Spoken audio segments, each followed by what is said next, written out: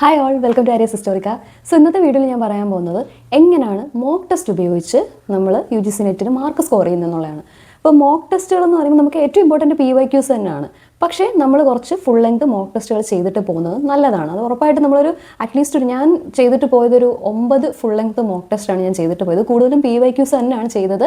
പക്ഷേ PYQs ചെയ്ത് ഒരു റൗണ്ടൊക്കെ തീർന്നപ്പോഴത്തേക്കും പിന്നെ റെപ്പറ്റീഷൻ വരാതിരിക്കാൻ വേണ്ടി ഞാൻ പിന്നെ വിചാരിച്ചു മോക്ക് ടെസ്റ്റ് ഒരു 9 ഫുൾ ലെങ്ത് മോക്ക് ടെസ്റ്റ് ഞാൻ ചെയ്തിട്ടുണ്ടായിരുന്നു. ഇനി ഫുൾ ലെങ്ത് മോക്ക് ടെസ്റ്റ് അല്ലാതെ മിനി മോക്ക് ടെസ്റ്റുകളുണ്ട്, ചെറിയ ചെറിയ ചാപ്റ്റർ വൈസ് ഉള്ള മിനി മോക്ക് ടെസ്റ്റ്. ഇതൊക്കെ ഫ്രീ ആയിട്ട് ഓൺലൈനിൽ അവൈലബിൾ ആണ്. അപ്പോൾ നിങ്ങൾക്ക് ഞാൻ ഒരു വഴി പറഞ്ഞുതരാം. ഒന്നെന്ന് പറയുന്നത് നമുക്ക് NTA ഫ്രീ മോക്ക് ടെസ്റ്റുകളുണ്ട്. NTA free mock test, UGC net NTA free mock test ഒന്ന് അടിച്ചു കൊടുക്കുമ്പോഴത്തേക്കും നിങ്ങൾക്ക് അതിൽ കുറേ മോക്ക് ടെസ്റ്റുകൾ വരും ആ സൈറ്റിൽ. അതെല്ലാം നമുക്ക് ഫ്രീ ആയിട്ട് തന്നെ അറ്റൻഡ് ചെയ്യാം, പെയ്ഡ് അല്ല. പ്രീവിയസ് ഇയർ ക്വസ്റ്റ്യൻസ് തന്നെയാണ് അവരതിൽ കൊടുത്തിരിക്കുന്നത്. ഓക്കെ, പ്രീവിയസ് ഇയർ ക്വസ്റ്റ്യൻ തന്നെ മോക്ക് ടെസ്റ്റിൻ്റെ രൂപത്തിൽ അവർ കൊടുത്തിരിക്കുന്നതെന്നുള്ളത് അത് ചെയ്യുന്നത് നല്ലതാണ്. ഇപ്പോൾ നമുക്ക് അല്ലാതെ പെൻ ആൻഡ് പേപ്പർ മെത്തേഡിലായിരിക്കും നമുക്ക് മോസ്റ്റ് പ്രോബ്ലി നമുക്ക് കൂടുതൽ ആളുകളും PYQ ചെയ്യുന്നത്. നമുക്ക് എക്സാം ചോദിക്കുന്നത് എങ്ങനെ, കമ്പ്യൂട്ടർ ബേസ്ഡ് അല്ലേ. അപ്പോൾ അതുകൊണ്ട് തന്നെ നമ്മൾ മോക്ക് ടെസ്റ്റ് ഈ NTA മോക്ക് ടെസ്റ്റ് ചെയ്യുമ്പോൾ PYQ ആണെങ്കിൽ കൂടി അത് ചെയ്യുന്നത് നല്ലതാണ്. അപ്പോൾ അത് നിങ്ങൾക്ക് ഈ പറഞ്ഞ ആ ഒരു ശരിക്കുള്ള ആ ഒരു എക്സാമിൻ്റെ ആ ഒരു രീതിയിൽ നിങ്ങൾക്ക് ചെയ്യാനായിട്ട് പറ്റും. ഇനി അടുത്ത പ്രധാനപ്പെട്ട ഒരു കാര്യം എന്ന് പറഞ്ഞാൽ നമ്മൾ മോക്ക് ടെസ്റ്റ് നമ്മൾ കുറേ മോക്ക് ടെസ്റ്റുകൾ ചെയ്തു. പക്ഷേ ഞാൻ മുന്നേ പറഞ്ഞ പോലെ തന്നെ നമ്മൾ കുറേ ചെയ്തുകൊണ്ട് കാര്യമില്ല, അത് അനലൈസ് ചെയ്യണം. ഓരോ മോക്ക് ടെസ്റ്റുകളും ചെയ്തതിന് ശേഷം അതെടുത്ത് വെച്ച് ഓരോ ഓപ്ഷൻസും ആ ക്വസ്റ്റ്യൻസും അതുമായിട്ട് ബന്ധപ്പെട്ടുള്ള കാര്യങ്ങളും നന്നായിട്ട് അനലൈസ് ചെയ്യണം. പിന്നെ മെയിനായിട്ട് മോക്ക് ടെസ്റ്റുകൾ എന്തിനാണെന്ന് വെച്ചാൽ നമുക്ക് ആ ഒരു റിയൽ എക്സാമിൻ്റെ ആ ഒരു സിറ്റുവേഷൻ നമുക്ക് ഫേസ് ചെയ്യുന്നതിന് വേണ്ടിയിട്ടാണ്. അതായത് നമുക്ക് മോക്ക് ടെസ്റ്റുകൾ ചെയ്യുമ്പോൾ നമ്മൾ എപ്പോഴും മോക്ക് ടെസ്റ്റ് ചെയ്താലും PYQ ചെയ്താലും ഞാൻ എപ്പോഴും പറയും സമയം സെറ്റ് ചെയ്യണം. 3 മണിക്കൂർ ടൈം സെറ്റ് ചെയ്ത് നമ്മൾ എങ്ങനെയാണോ എക്സാമിന് ഇരുന്ന് എഴുതുന്നത് അതുപോലെ തന്നെ വേണം നമ്മൾ ആ ഒരു എക്സാം അറ്റൻഡ് ചെയ്യാൻ വേണ്ടിയിട്ട്. മോക്ക് ടെസ്റ്റുകൾ ചെയ്യുമ്പോൾ മാക്സിമം അങ്ങനെ തന്നെ ചെയ്യണം. 3 മണിക്കൂർ അതിൽ മാത്രം ഫോക്കസ്ഡ് ആയിട്ടിരുന്ന് വേറെ എങ്ങോട്ടും പോകാതെ ആ എക്സാം തന്നെ ഫോക്കസ് ചെയ്ത് അപ്പോൾ നമുക്ക് റിയൽ എക്സാം വരുമ്പോഴത്തേക്കും നമുക്ക് ആ ഒരു ഫീലിംഗ് കിട്ടും. ഓക്കെ, അതായത് നമ്മൾ എക്സാം ഹാളിൽ ചെല്ലുമ്പോൾ നമുക്കത് ഒരുപാട് ഗുണം ചെയ്യും. എക്സാം ഹാളിലെ പ്രഷർ ഹാൻഡിൽ ചെയ്യാനും ടൈം മാനേജ്മെൻറ്റ് ഭയങ്കര ഇമ്പോർട്ടൻ്റ് ആണ്. 3 മണിക്കൂറാണ്, 150 ക്വസ്റ്റ്യൻസ് ആണ്. അതിനുള്ളിൽ 3 മണിക്കൂറിനുള്ളിൽ ഇത്രയും നമ്മൾ കറക്റ്റായിട്ട് നമ്മൾ എഴുതി കഴിയണ്ടേ. അപ്പോഴത്തേക്കും അതുകൊണ്ട് അതിന് മാക്സിമം നമുക്ക് സമയം വേണം. നമുക്കറിയാം ഫസ്റ്റ് പേപ്പർ ഉണ്ട്, സെക്കൻഡ് പേപ്പർ ഉണ്ട്. അപ്പോൾ ഇതെല്ലാം ഹാൻഡിൽ ചെയ്യുന്നതിന് മോക്ക് ടെസ്റ്റുകൾ നമുക്ക് ടൈം മാനേജ്മെൻറ്റ് വലിയൊരു പങ്ക് വഹിക്കും. ഇനി മോക്ക് ടെസ്റ്റുകൾ എത്ര ചെയ്യണം എന്നുള്ളത് അതും ഡിപ്പെൻസ് ആണ്. പക്ഷേ ഞാൻ മാക്സിമം സജസ്റ്റ് ചെയ്യുന്നത് ഞാൻ എങ്ങനെ ചെയ്തതെന്ന് വെച്ചാൽ ആഴ്ചയിൽ 1-2 മോക്ക് ടെസ്റ്റ് ഞാൻ മിക്കപ്പോഴും ചെയ്യുമ്പം PYQസും ഒരു വീക്ക്ലി PYQസും ചെയ്യും, മോക്ക് ടെസ്റ്റും ചെയ്യും.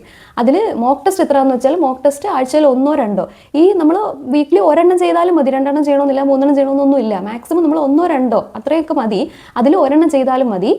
എത്ര നിങ്ങൾ ചെയ്താലും ഇപ്പം നിങ്ങൾ ഇന്നിപ്പോൾ മോക്ക് ടെസ്റ്റ് ചെയ്താൽ നിങ്ങൾ നാളെ അത് അനലൈസ് ചെയ്ത് അല്ലെങ്കിൽ 2 ദിവസം എടുത്ത് അനലൈസ് ചെയ്താലും പ്രശ്നമില്ല, നന്നായിട്ട് അത് അനലൈസ് ചെയ്ത് പഠിച്ചിരിക്കണം. അല്ലാതെ മോക്ക് ടെസ്റ്റ് വെറുതെ ചെയ്തുകൊണ്ട് കാര്യമില്ല. ഓക്കെ, അത് ഞാൻ പിന്നെ സ്ട്രെസ് ചെയ്ത് പറയുന്നത് അനാലിസിസിന് വളരെയധികം ഇമ്പോർട്ടൻസ് ഉള്ളതുകൊണ്ടാണ്. അപ്പോൾ വീക്ക്ലി 1-2 മോക്ക് ടെസ്റ്റ് ചെയ്യുക.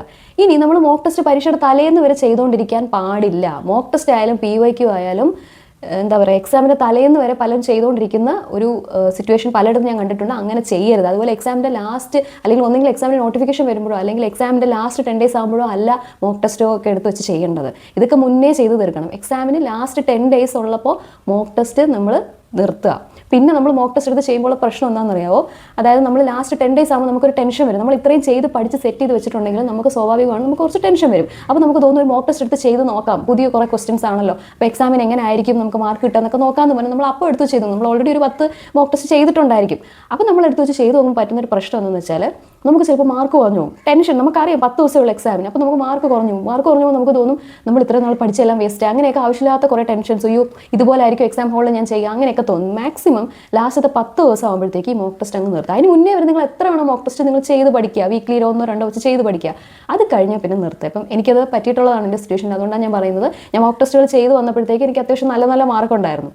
ആദ്യമൊക്കെ മോക്ക് ടെസ്റ്റ് ചെയ്യുമ്പോൾ തീരെ കുറവായിരുന്നു മാർക്ക് എടുത്തത്. പിന്നെ ഒരു ഇടയ്ക്കൊക്കെ ആയപ്പോഴത്തേക്കും പിന്നെ ഒരു 172, 180, 190, 200 ഒക്കെ കിട്ടി തുടങ്ങി. അപ്പോൾ എനിക്ക് മനസ്സിലാക്കി എൻ്റെ അത്യാവശ്യം എക്സാം ലെവൽ ആയിട്ടുണ്ട്, എനിക്കിത് എന്തായാലും ക്രാക്ക് ചെയ്യാനുള്ളത് വേണ്ടിയിട്ടുള്ള ആയിട്ടുണ്ടെന്ന് എനിക്ക് മനസ്സിലായി. ഇത് കഴിഞ്ഞിട്ട് ലാസ്റ്റ് 10 days ആയപ്പോഴത്തേക്കും ഞാനൊരു മോക്ക് ടെസ്റ്റ് എടുത്ത് വെച്ച് നമുക്കൊരു ടെൻഡൻസി വരും, ചെയ്ത് നോക്കിയപ്പോൾ എനിക്ക് ഭയങ്കരമായിട്ട് മാർക്ക് കുറഞ്ഞു. 170 സംതിങ് ആയത്. 200 നിന്ന് നേരെ 170 പോകുമ്പോൾ ഒരാളുടെ അവസ്ഥ എന്തായിരിക്കും. അപ്പോൾ അത് കണ്ടപ്പോൾ ഞാൻ വിചാരിച്ചു അയ്യോ പണി കിട്ടി. അപ്പോൾ ഞാൻ മോക്ക് ടെസ്റ്റ് അങ്ങ് സ്റ്റോപ്പ് ചെയ്തു. അപ്പോൾ അതുകൊണ്ടാണ് ഞാൻ അഡ്വൈസ് ചെയ്യുന്നത് മാക്സിമം നിങ്ങളുടെ കോൺഫിഡൻസ് കുറയുന്ന കാര്യങ്ങൾ നിങ്ങൾ ലാസ്റ്റ് 10 days ചെയ്യാതിരിക്കുക. മോക്ക് ടെസ്റ്റ് ആയാലും PYQs പിന്നെ നമ്മൾ ചെയ്ത് തന്നെ വേണമെങ്കിൽ നിങ്ങൾ ചെയ്ത് പഠിച്ചോളാം. ഒന്നും കൂടെ ജസ്റ്റ് ഒന്ന് നോക്കാം. ഞാൻ പറഞ്ഞില്ല 2 റൗണ്ടെങ്കിലും PYQs നോക്കണം. പക്ഷേ മോക്ക് ടെസ്റ്റുകൾ നിങ്ങൾ ലാസ്റ്റ് 10 ദിവസം ആകുമ്പോൾ മാക്സിമം ഒഴിവാക്കുക. ഓക്കെ, പിന്നെ നെക്സ്റ്റ് വീഡിയോ എന്ന് പറയുന്നത് എങ്ങനെയാണ് വീക്ക്ലി മന്ത്ലി ടാർഗറ്റ്സ് സെറ്റ് ചെയ്ത്, അല്ലെങ്കിൽ നമ്മളൊരു മന്ത്ലി പ്രിപ്പറേഷൻ സ്ട്രാറ്റജി എങ്ങനെയാണ്, ലാസ്റ്റ് 10 ഡേയ്സ് എങ്ങനെ പ്രിപ്പയർ ചെയ്യണം, ലാസ്റ്റ് 30 ഡേയ്സ് എങ്ങനെ പ്രിപ്പയർ ചെയ്യണം, ഇതിനെല്ലാം കുറിച്ച് ഒരു ഡീറ്റെയിൽഡ് ആയിട്ടുള്ള വീഡിയോ ഞാൻ ചെയ്യുന്നതായിരിക്കും. So stay tuned.